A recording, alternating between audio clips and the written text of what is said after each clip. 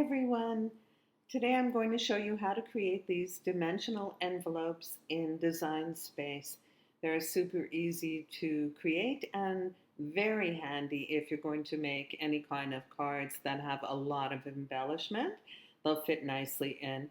This one in particular, I've done a 1 inch depth, but you can do the same to do a 1/2 inch depth or whatever it is you need to fit your custom card.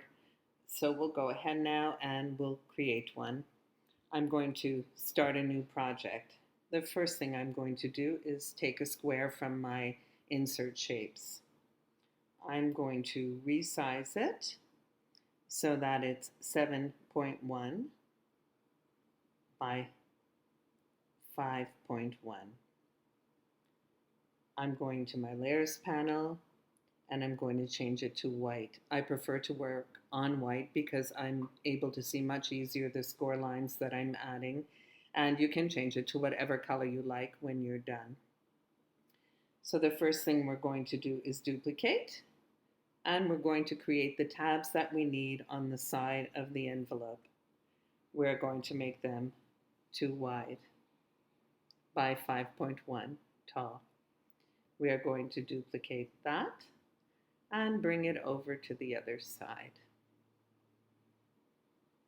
We're going to duplicate our center, and we're just going to put it aside for now. We don't really need it right now, but we want it.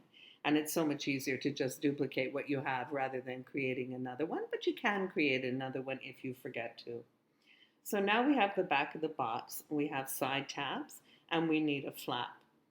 For this particular one, I'm going to go to my images and search for a rectangle. We'll find one that's included in Access or free to use, and here's one that's included in Access.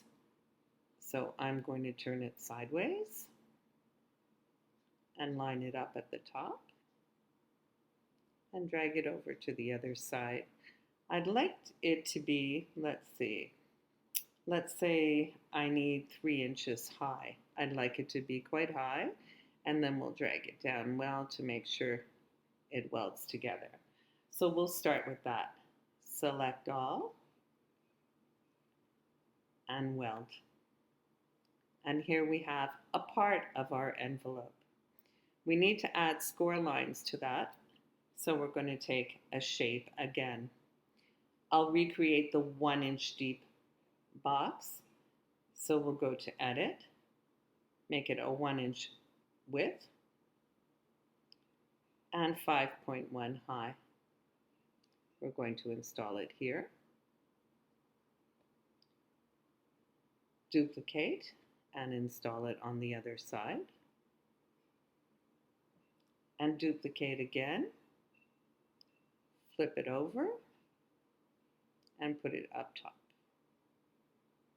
We're going to drag it out to the other side, and we're just going to check and edit that it is still 1 inch, that I didn't distort the size. Open your layers panel. Take one, change it to score. Take the next one, change it to score, and take the third one and change it to score. And now you have all your score lines. Select all, action, and attach. I'm going to put this over on the side, and I'm going, first I'll lift that back up. I'm going to go back and get that panel that I duplicated in the beginning. So if we were just to attach it like this, it wouldn't have the 1-inch depth that you need on the bottom. So we know our height is 5.1. Let's go to Edit. We know that we need 1 inch for the depth, so we're going to go 6.1. And we know that we're going to need 1 inch to attach it to the first part of the box. So let's see, let's just, for the sake of showing you why I'm doing it this way, let's say it was all in one piece. You could do it all in one piece if you're using a 24-inch mat. But if you're using a 12-inch mat, you have a maximum length of 11.5 inches to cut, and we would need 13.5 inches to to create this envelope with a 1-inch dimension, 5 by 7 with a 1-inch dimension. So we're going to cut 7.1 by 7.1. We're going to take our shape, make it 1 by 7.1. Let's flip it around. And let's put it approximately an inch from the edge of, that looks about an inch. Then we'll go to Layers panel again, and we'll change it to a score line. Select all, and attach. So now you're going to cut this in 2 pieces. You're going to overlap this and adhere it to the first piece, and you're going to have the shape you need to create a dimensional envelope. Just fold all your score lines, glue them, and you're done. You have a dimensional envelope, as I showed you in the beginning of this video. So I hope this is handy. I hope you'll use it to create some envelopes for your beautiful cards. And please post pictures so I can see how great you've done with this little tutorial.